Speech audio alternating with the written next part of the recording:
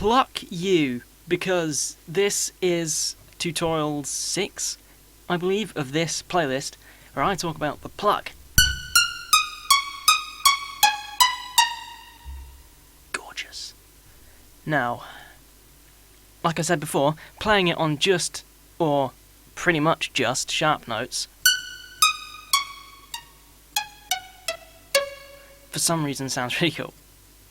So that was basically the mentality behind the actual notes I used. I should definitely learn music theory.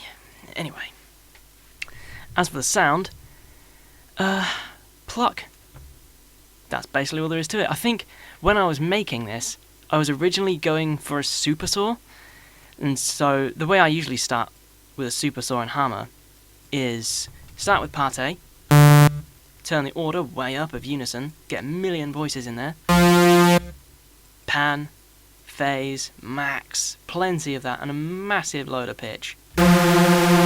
Separation. Just to make it really wide. Really, really messed up and not very sort of tuneful.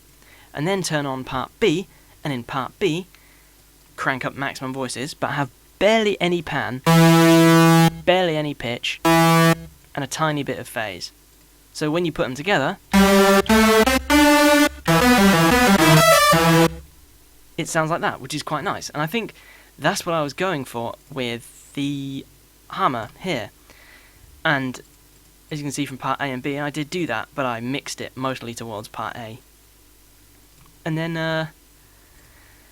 yeah, put some compression on here, just to take away the lows, put on the highs, and generally make it much more sudden and clicky and clacky and lovely.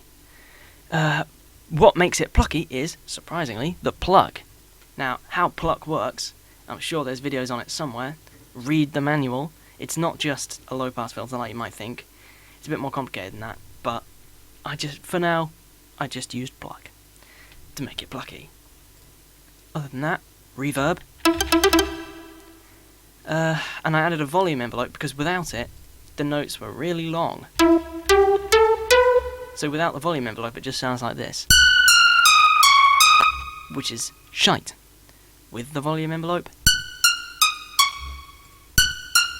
perfect.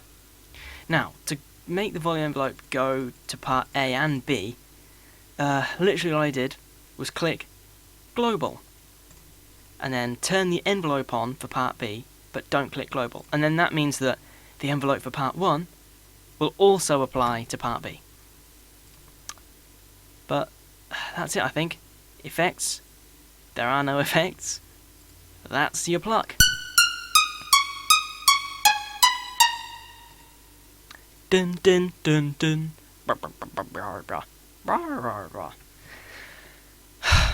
Wow. Anyway, so yeah, that's the pluck tutorial. Next up is not going to be the growl itself, I don't think. More how I made it sound sort of washed out and in the background.